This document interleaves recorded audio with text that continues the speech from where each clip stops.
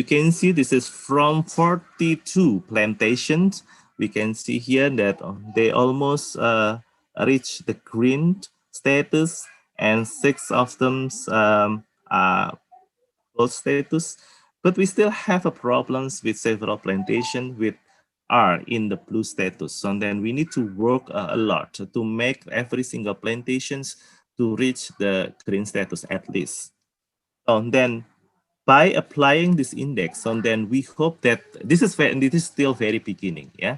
So then by applying this index, that we hope that the pest control problem on the grounds can be handled, but at the same time, it also promote the ecosystem health and the sustainability things. And what about the technology? I think technology, the previous presenter have proved that technology really helpful really helpful in handling pest management on the ground. And then the human resources can be replaced by the technology. But in this case, we still use the people on the grounds, but now we are moving to the utilization of technology in every aspects of the plantation. As you can see that we see the technology as a breakthrough that can help us in handling the pest management, but at the same time can help us in promoting the ecosystem health. And utilization of technology has many and huge amount of benefits. And now Astra Agroforestry is moving to become world-class world-class plantation by applying the technology in every single aspects of the plantations. This is an illustration that application of Internet of Things and on our operations and including forest fire land fire detections and pest and also winter wake sensor, fertilizer, and also the pest management control and monitoring. And this is the example of utilization. We combine the use of satellites and also the drone to calculate the pest populations on the ground and to calculate which the pests that infested by the pests and also the healthy plants. And this is the future challenge, and I think the previous presenter has also explained a lot on how to use the drone to monitor the pest population and the pest status on the ground. And now we are also starting to use that. This is the backworm attacks, and as you can see here, that so many crops have been invested by these backworms. I think the backworm is not only the problem of the Malaysian, but also Indonesian. Okay, mobile and web early warning system. That it is something that Ibu Heni Henjar Santi, my colleague, has initiated this since 2 years ago, and this is how we illustrate that in the past. So then we use the manual things. So from the observations, and then the people collect all information, and then we got that information one month before after the collections data collection on the grounds. Now it is near real time. So in 24 hours we can collect all the information in head office in Jakarta, and we can discuss what's steps that needs to be done to be taken to handle the pest attacks on the ground. In the past, that there are a lot of papers that we use and this is a collection, but now we use the Android base, and we can send all informations, but we still use the people on the ground. We can send the informations directly, and this is Android based monitorings, and then and it is how it is used.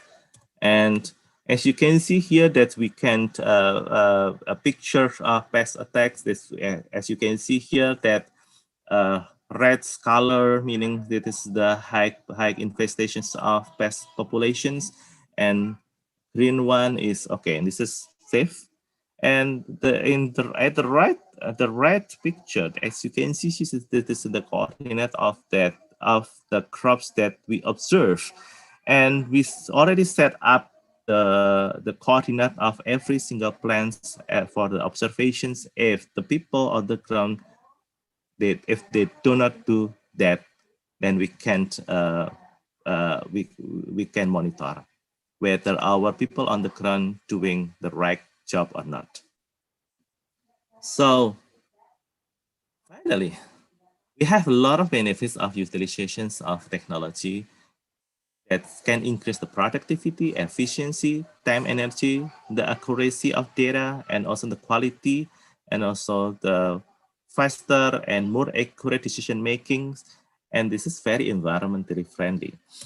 So finally, food for thoughts.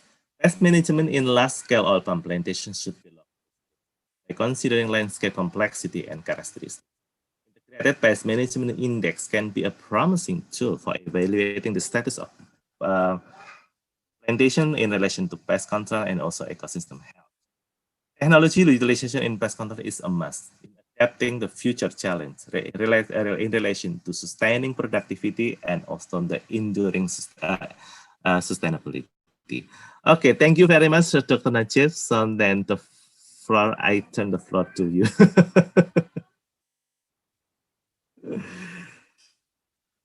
Okay. Thank you, Ms. Dr. Bandung, for your sharp, on time, and expressive presentation.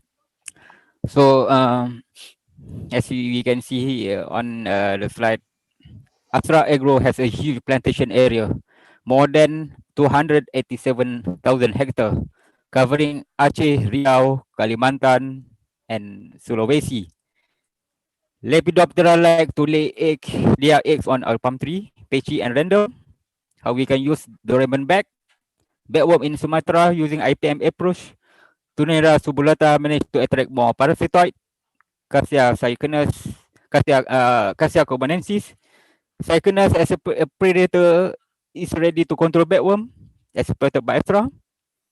Diversity of bird, 26 species occupied plantation. Maybe Malaysia also needs to monitor IPM index. It's a good indicator for controlling insect pests by using drones, AI spectroscopic methods, and then lastly, from papers to admin gadgets. So you can collect all this data report from Dr. Bandung just now. And again, we have received a flood of questions now. We will move on to our last speaker, and please be sure to type your question into the question box in your control panel. And then now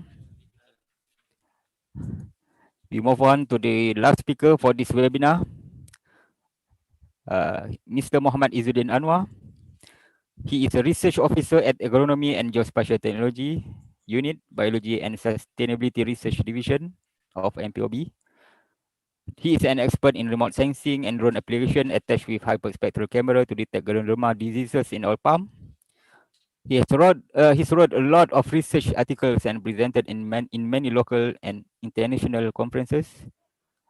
He also has a lot experience with the precision agriculture, how to develop a program software, and then now he will share his experience on Ganoderma detection using optical and radar remote sensing. Without further ado, the floor is yours.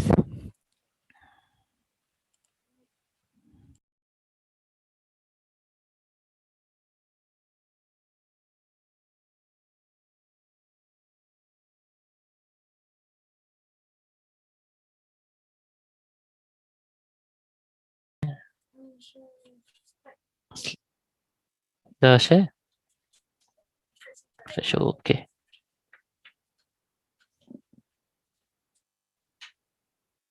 Okay. Thank you, Mr. Moderator, Mr. Muhammad Najib. Okay. I'm Izzuddin Anwar from Research Officer from the Geospatial and Precision Agriculture Technology Group under the Agronomy and Geospatial Technology Unit of Biology and Sustainability Research Division of Malaysian Palm Oil Board. Today I will share some of our study that we conducted here on the detection of Ganoderma disease using optical and radar remote sensing. This research in this optical and radar remote sensing we have conduct with our co-researchers from University of Malaya, Mpob, and also University Tunku Abdul Rahman, Utah. Firstly, I want to give some introduction about remote sensing. Remote sensing is the science and art on practice of acquiring information about an object without actually coming into contact with it. And in this presentation, I will focus on two types of remote sensing, which is the optical remote sensing and also the radar remote sensing. The optical remote sensing make use of visible and near infrared and also shortwave infrared sensor to form image of multispectral image of the Earth surface. And radar remote sensing is a short form for radar, radio detection and ranging, which is an active microwave remote sensing technology. It uses a microwave pulses that transmitted by a synthetic aperture radar antenna toward the Earth surface, and then it create a radar image using the microwave energy scatter. The optical remote sensing have four types of technology that currently available in this country, which is the first one is the field spectroscopy, hyperspectral drone, second one, imaging satellite, and also the multispectral drone. Currently for radar remote sensing, we are actively doing research in synthetic aperture radar satellite. Okay, this is a brief introduction on how this optical remote sensing works. We are using drones that mounted with multispectral camera or hyperspectral camera to capture image that illuminate by sunlight. And for multispectral image, usually we use multispectral image that consists of several bands. Usual bands that we get is from green, red edge, and infrared band. And for hyperspectral image, we capture image using hyperspectral camera that can capture hundred of bands. In our study, we use hyperspectral camera that can capture image from 350 to 1050 nanometer. Okay, I also want to give some brief introduction what is the radar remote sensing. In radar remote sensing, we are using a synthetic aperture radar satellite. The synthetic aperture radar, also known as SAR. SAR operate like more a flash camera in a dark room, which is the radar emits a light pulse and record the part of the pulse that is reflected or scattered back to the sensor but scatter. An object significantly smaller than the radar wavelength will become transparent to the radar. In this oil palm study, we are using longer wavelength of radar, such as L and P band, that can penetrate the oil palm canopy. The synthetic aperture radar image is in black and white color, and it has the capability to penetrate clouds. In our study, actually there are five radar bands that are commercially available, which is X, C, S, L, P band. But we focus on using the L and P band because of it higher penetration level to the oil palm canopy. Okay, this is the example of the penetration depth capability of the radar remote sensing band. For the X band, it can only penetrate about 3 centimeter of the canopy. C band 6 centimeter, L band 24 centimeter, and P band is 65 centimeter. In this I want to give some introduction about the Ganoderma disease in oil palm that currently we research in.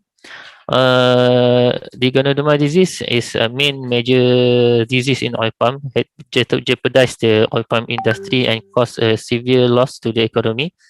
Usually in the field, The Ganoderma disease symptom can be seen from the folia and also the base stem and root. Uh, on the folia, we can see the symptom is the first one is lowering of the alder fronds or skirting effect. The second one, yellowing and desiccation of alder fronds, and the third one is 2 or 3 unopened spears. For at the base stem and root of the oil palm, we can see some of white mycelium, and then it will become small white button, and then it will convert into fruiting bodies and also causes rotting at the base stem. Current conventional technique for the Ganoderma disease detection in the field, we are using ground sensors or ground inspection of individual oil palm in the field. We inspect of visual symptom on the folia and the base stem and roots, and we record our inspection into a sheet of paper. We call it the ground sensors of the basal stem rot disease.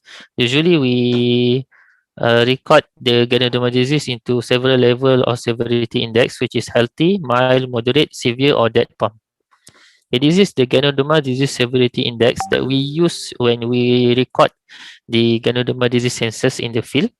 We separate it in, we categorize it into 4 disease severity index, which is healthy. DSI1 is mild, DSI2 moderate, DSI3 severe, and DSI4 is dead or others. This is the example of very severe Ganoderma disease in oil palm. At the base, we can see there are severe damage of rotting, and also there are existence of the basidiocalp of the Ganoderma. The ground sensors that we have recorded in the sheet of papers, we will convert it into geographic information system format, usually in shapefile. According to all the Ganoderma disease severity index T0, T1, T2, T3, and T4. I also want to introduce some of the current technologies that have been developed here in Mpob for the Ganoderma disease detection. The first one is on the molecular technique.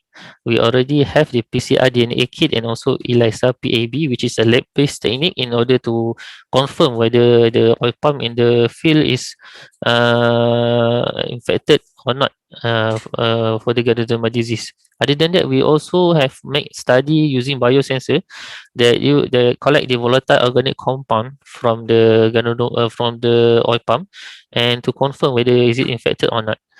For remote sensing, we explore the capability of the field spectroscopy, multispectral satellite, radar satellite, multispectral UAV, and also hyperspectral UAV for detection of Ganoderma disease in oil palm. Why we are using this optical and radar remote sensing? Because ground-based detection technologies such as molecular and biosensors and also ground sensors require individual oil palm inspection in the field, and it require a procedure need a lot of time and labor. By using this area remote sensing, we can provide area view of the oil palm and help to identify suspected oil palm infected by disease. And by using this area remote sensing, we also can assist the ground-based detection technology by highlighting the suspected infected area.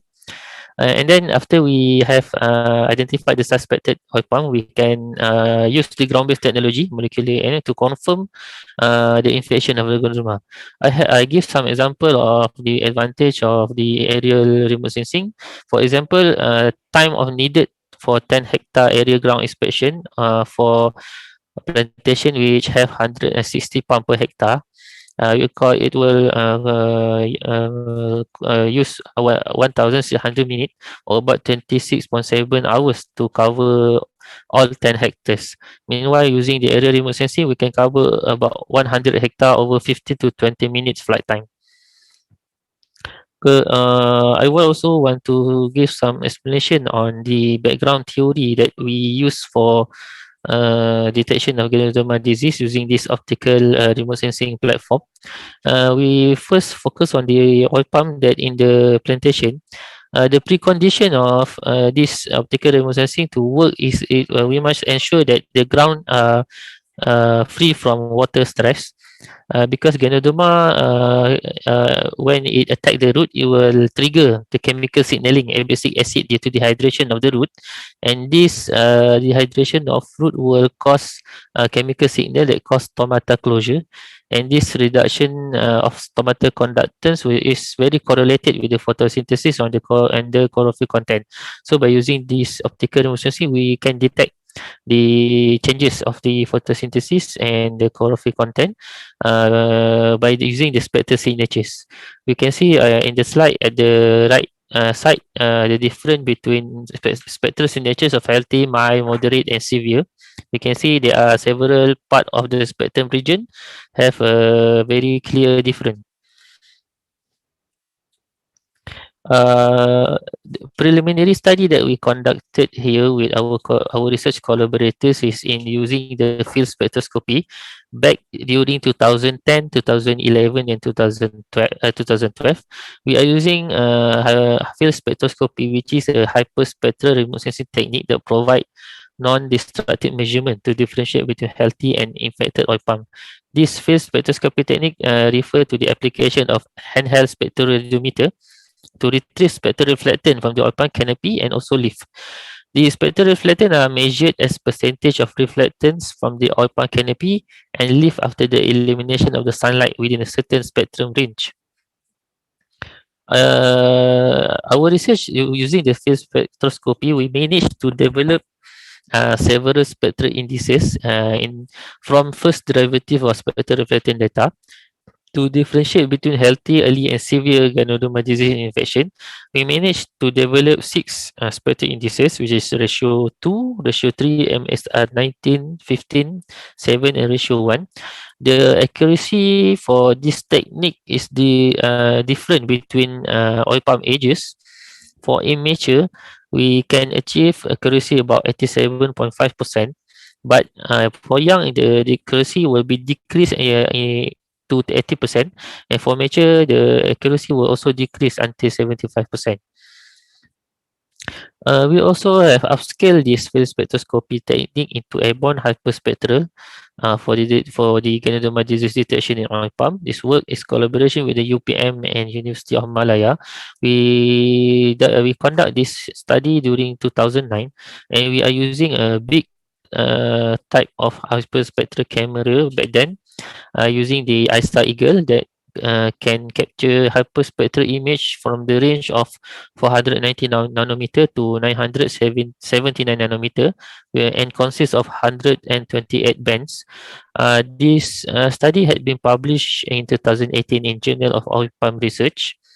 In our study in the airborne hyperspectral, we are using three methodology, which is first is the spectral indices, the normalized different vegetation index, simple ratio index, enhanced vegetation index, Vogelmann age index, keratonite reflectance index, and also we include the four edge position, linear interpolation, inverted Gaussian, 3-point length gradient, maximum first derivative. We also use a more advanced technique, which is continuum removal algorithm that consists of four algorithms. The first one is continuum remove reflectant, band depth, normalized band depth, and band depth normalized to area.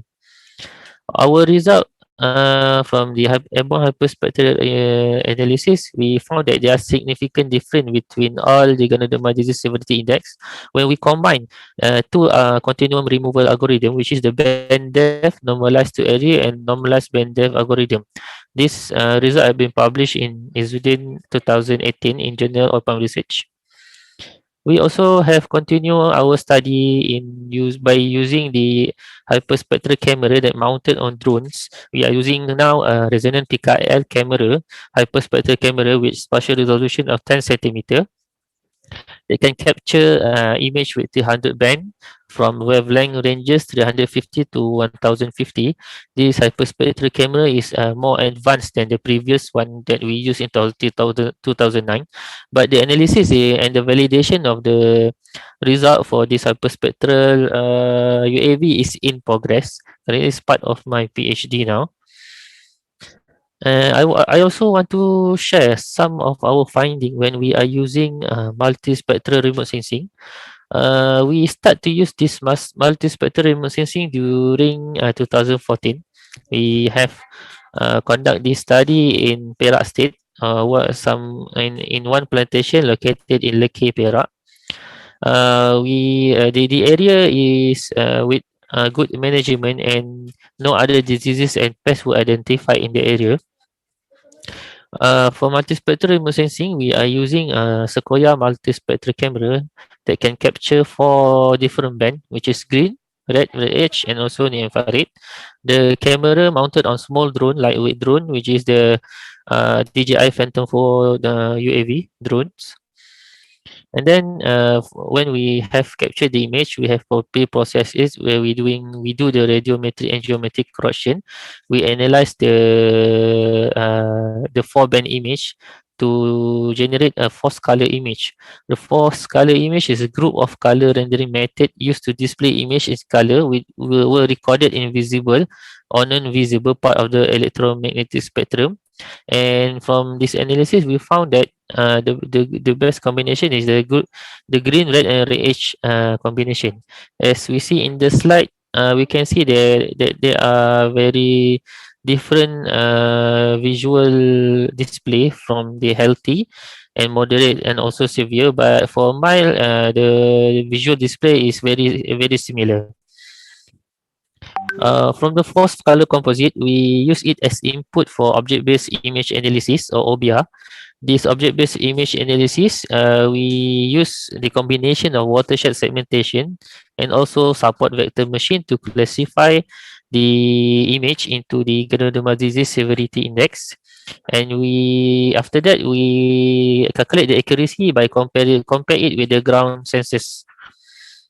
After the analysis, we found that the result for early detection the result for the early detection of ganoderma between healthy and mild is not feasible because the oil palm that we categorize it as mild infection in the field is recorded as healthy in the image. So the conclusion is that by using the multispectral image, we cannot do the early detection. But after we remove the the disease severity 1 from the classification, we can achieve about 91.8% of accuracy if we classify the healthy and moderate and also severe. So this study had been published already in Journal of Palm Research in 2020. And then we continue with the study that we conducted using the radar remote sensing. The study we have conducted with University Tunku Abdul Rahman, Malaysia, from 2013. In radar remote sensing, we are using satellite images that we acquire from the ELOS Pulsar 2 radar satellite. We acquired it from over 8 and 16 years of oil palm, and also we conduct ground sensors record the Ganoderma disease severity index of individual oil palm. In this study, we are using the L-band radar band with 3 polarization mode: HH, HV, and VV, where H refer to horizontal polarization and V vertical. The image were radiometric and geometric corrected, and noise was filtered using 7x7 frost filter. And for processing, the backscatter values that we extracted from the radar image were correlated with ground biophysical parameters such as the front number, pinnae number, trunk height, trunk circumference, front length, pinnae, the area and weight, petiole area and width, pinnae, and petiole moisture content. The backscatter value were correlated with disease severity in graph. The finding that the several parameters are correlated with the increase of the disease severity, which is number of front, number of pinnae, front length, and petiole width. The HH polarization decreases drastically, while the vertical undergoes slight decrease in backscatter, with increasing disease severity for 8 years oil palm. Meanwhile, the result for the 16 years oil palm, we can see that there are increases in backscatter for all polarization, the HH and VV, with small increase in HV and VH. Okay, this is the graph of the correlation. We can see there are drastic decrease in the 8 year for HH polarization and drastic increase when we are using for 16 years old using the VV polarization. For the discussion on this radar remote sensing, we can see that the L-band satellite radar remote sensing able to differentiate between healthy and ganoderma infected oil palm when we compare it between the backscatter image of trunk, front and crown on the oil palm. However, the early detection of the ganoderma disease is still unachievable with the L-band radar because L-band radar is only sensitive on the physical changes of the oil palm. So we are suggesting that we must use a P-band radar that because it has higher sensitivity of moisture content of oil palm compared to the L band. And this study on the radar remote sensing has also been published in et al. 2018 during the International Geoscience and Remote Sensing Symposium 2018. I would like to also share about the future of this optical and radar remote sensing for the detection of Ganoderma disease in oil palm. As we can see that I think in 2 or 3 years more, we will get high spatial spectral resolution optical camera on drones and satellite, and also high spatial and high penetration radar satellite. So the advancement of computer technology now will increase. I suggested that we can do image fusion of this big data. This big data analysis can be assisted with the emergence of this new artificial intelligence technology. And I think the artificial intelligence technology nowadays is not very expensive because it is supported by new open source programming tool which is free in the market. And also we also have known that there are developers that have been developed some of the AI or artificial intelligence processing methods such as the deep learning.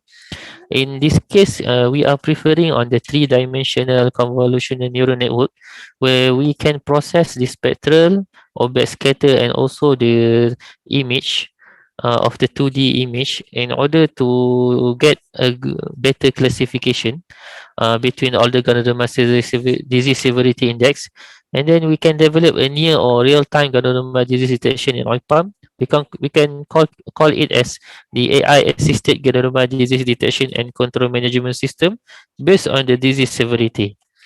This is some of the idea of the artificial intelligence using the convolutional neural network that we can use to fusion or to classify the image from the high spatial and spectral resolution image using the three-dimensional convolution neural network.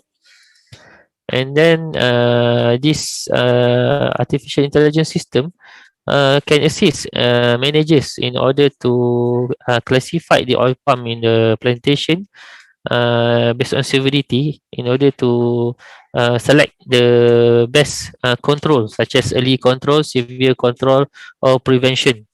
We can conduct tongue injection and surrounding for early control. For severe control, we can do sanitation by removal and also stump treatment. And for prevention, we can put the biocontrol fertilizer to the replanting area. I think the artificial intelligence is a way forward for this optical and radar remote sensing technology for the ganoderma disease detection in oil palm. For the conclusion, the area remote sensing using optical radar sensor provide assistance for large-scale ganoderma disease detection, and multispectral image has been confirmed that cannot be not feasible to detect early infection in oil palm, but hyperspectral image have the potential to differentiate between the healthy and mild and other severity of ganoderma disease. For the SAR or synthetic aperture radar, it show that the L-band radar have the capability to ganoderma disease detection but unable to detect early infection of the disease. We need more study to be conduct on the higher penetration band such as the P band. For future works, we suggest that the analysis of the aerial remote sensing image using the artificial intelligence and deep planning could facilitate better disease infection for the detection and also precision agriculture in oil palm. I think that all for my sharing today. I would like to give it back to the Mr. Moderator. Thank you. Okay, thank you very much, Mr. Izudin, for your insightful presentation. We can see from his slide about optical remote sensing involving NIR, SWIR bands, LNP band are being used for better penetration of wavelength. How to detect ganoderma by molecular technique, remote sensing, and biosensor. Aerial remote sensing help to identify suspected or palm infected by disease and pests. Reduction of stomatal conductance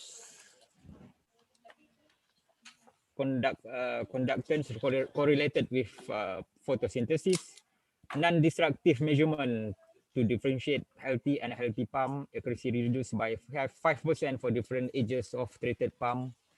BDNA and NDB integration to monitor disease from aerial remote sensing.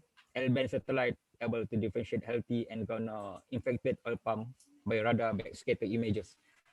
And then lastly, the feature on the use of AI using DL, deep learning, integration with tools of TensorFlow, Python, GitHub. That all is about the open source to develop the program.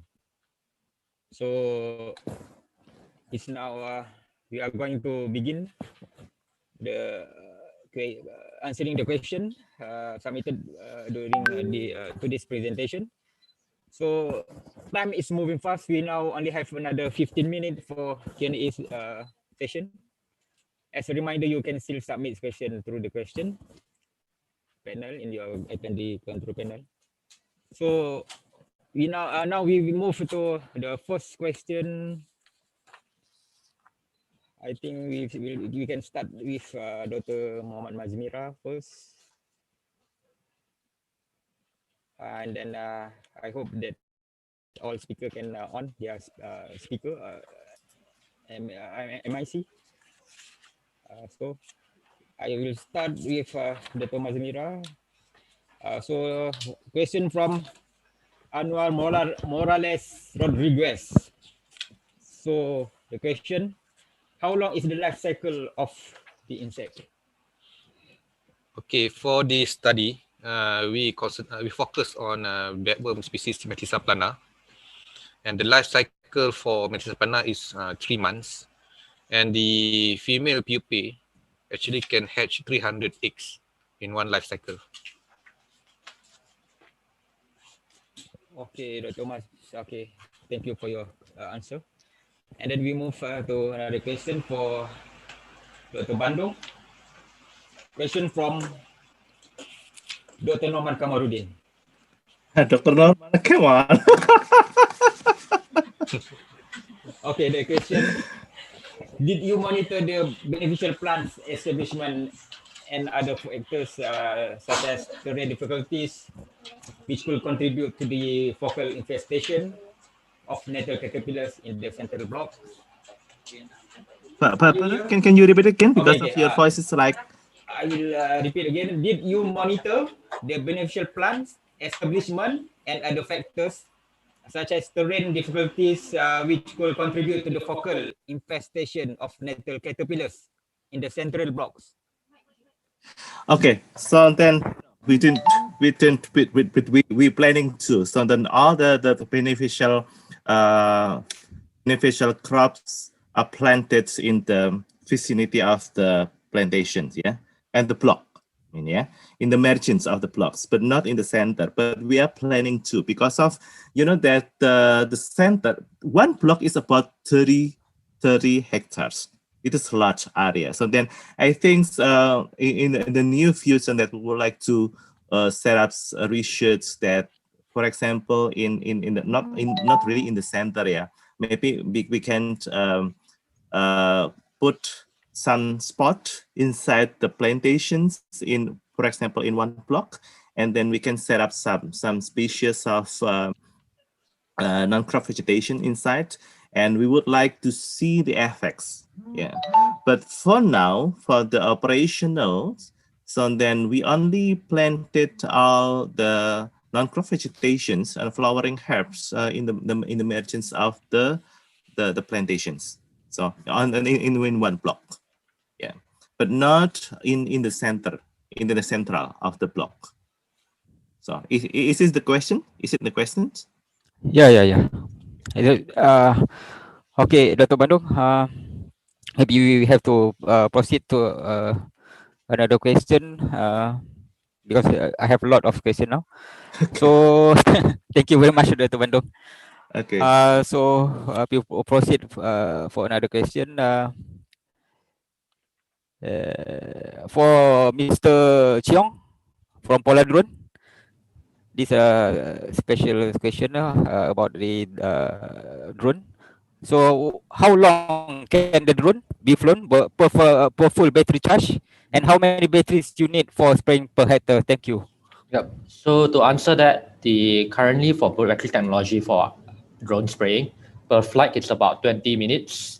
And depending on how many liters per hectare or how many ml per pump that we spray, if it's like our conventional for RB right now, where we are doing 150 ml per pump, it comes up to about 100 pump per flight, which is at about 0.7 hectare per flight at 148 cent per hectare.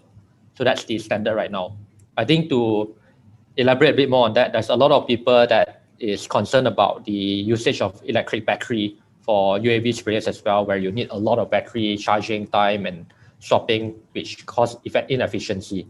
So one question we get all the time is, why don't we use macro hybrid-based drone? The answer is we actually have been using that for paddy industry, and it works well for paddy. But the issue with using hybrid for oil palm estates right now is because the hybrid drone petrol-generated engines, normally it's a two-stroke engine, it's still not reliable yet. What that means is quite often when we go out to field in paddy area, we try to start the motor, the engine, it doesn't start, and that kind of issue. So you need a lot of maintenance and wear and tear, as well as every 6 months generally, we need to do a complete overhaul of the engine. Plus, there's a lot of vibration that affects the stability of the flight. For paddy, it's fine because we are doing blanket spraying, but for oil palm, point to point, we can't have that kind of instability in flight, which would affect the performance. That's why for now, electric powered drone, it's still the way to go for oil palm until a point maybe in the future where hybrid engine become very stable and reliable. Oh, okay, Mr. Cheong, thank you very much for your answer. So the hybrid technology will be used in the future. So we hope that Polar Drone can introduce this technology to be applied in Malaysia soon for oil palm industry especially. So now we move to another question for the last speaker, Mr. Izzuddin.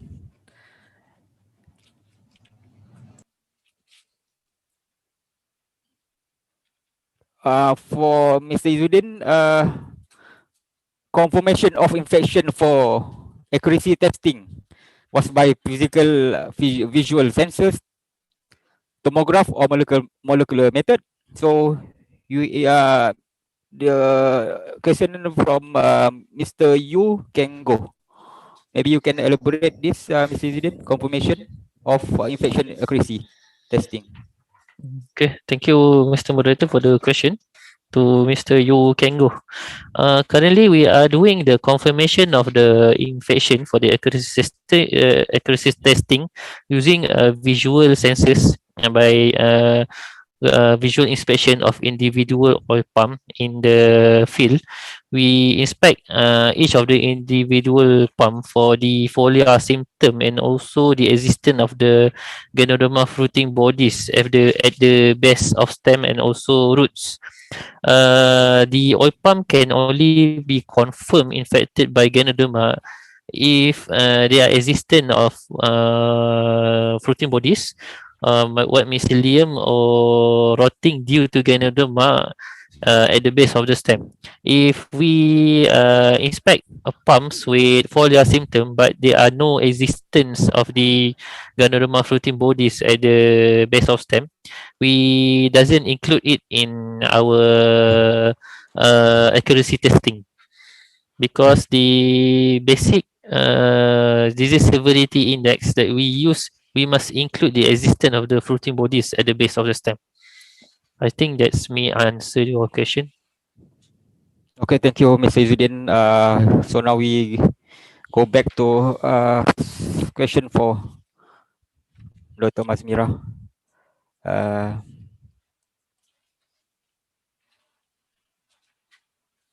So question from Mahardika Pradana. The question is, what is the type of BT, Bacillus thuringiensis active ingredient AI for drone aerial spraying? Is it a BT culture cell or synthesis of cryprotein? Thank you very much. Okay, to answer that question, actually, the most important ingredient, active ingredient in any BT product is delta endotoxin. So the concentration of delta endotoxin in the BT product actually will determine whether the product is efficient to control bedworm or not. So in our trial, we are using Mpob BT1, Mpob BT1 isolate. The product was developed by Mpob and known as EcoBag 1. But there are also many products, BT products in the market, such as diaper, Lipel. So all these BT product actually must contain delta endotoxin as the main active ingredient, because only by delta endotoxin we can determine whether that product will be efficient to control bedworm or not. Okay, Dr. Mas, thank you for your answer. So we move on to another question for Mr. Cheong from Poladron. Question from Mr. Muhammad Ramdan Khalid. Mr. Cheong, what is the best nozzle type for bedworm spraying? Second, is there any study on the spraying drift and how it affects the spraying coverage? And then with the new directive regulation for UAV drone for 2021 in Malaysia, is there any effect to the oil palm industry? Okay. So to answer the first one, what is the best spraying nozzle type? I believe right now we are using the extended range flat tip nozzles for bedworm spraying because it has a much larger coverage and we want that kind of coverage. So the exact model that we are using for now is XR110015 nozzle type from TJet. So of course, there's a lot of testing that is doing for other nozzle and everything as well that we still have to test, to be honest, right now. And that's why to move on to the second question, there is a collaboration that we have with UPM, Agricultural Engineering Faculty. So under Prof. Asmi and Dr. Suaizi, they actually built this huge drone testing rig, which we mount the drone on a testing rig, and it pulls the drone like a conveyor system. So on the floor, there is these pressure sensors, which we are testing based on the flight speed on the drone and the wind speed, direction, and so on. How does it affect the drift of the drone? So this is the current research that we are doing at the moment with UPM. And the third one is, I believe you are referring to the Civil Aviation Directive that was recently announced last week. So of course, that's something that is very new in the entire Malaysia industry, not just for agriculture drone, but every single segment. And to explain to everyone here for the benefit of doubt, Civil Aviation, they announced 3 Civil Aviation Directive. The first one is relating to Civil Aviation Directive Remote Piloted Training Organization in the future, where civil aviation will be certifying training agencies to provide certification and pilot license for operators to fly drones in Malaysia. So that's the first one. The second one is on Civil Aviation Directive Agriculture, which is a special segment dedicated for UAV sprayers for agriculture spraying drone, because they know it's very heavy, but we are flying at very low altitude. So for that, we have to get the drone pilot license from RPTO in the future. And once we have that, we would get and apply this area work certificate, which allows us to fly a drone in specified areas for up to 1 year permit. So that's the area certificate. And the last one is for Civil Aviation Directive Special UAS project, which is for anything that is out of the ordinary, meaning you have to fly very high altitude or fly very far away beyond line of sight, fly swarm and everything. So that will fall under the third category. So that's for Malaysia. And believe in Indonesia and Thailand, everyone has their own rules and regulation, and that's where it makes the whole UAV industry quite complicated to navigate at the moment. But one good thing is we see regulators across countries globally really taking the industry seriously, and a lot of them are moving in a very progressive manner. Okay, Mr. Chong, very good explanation on this topic. So I have a general comment on your presentation just now. From Mr. Rizwan Sheikh Mohammed, dear Mrs. Chong, very impressive finding and transparent data presentation. My suggestion for next commercial plot trial, please choose severe infestation area, more than 10 to 20% fresh damage to see their significant efficacies and comparable with untreated plot. Thank you, Mr. Chong. Maybe you can consider this after this for your trial. Definitely. Okay. So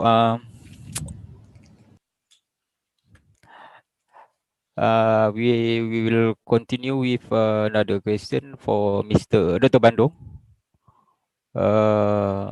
From a question from Mr.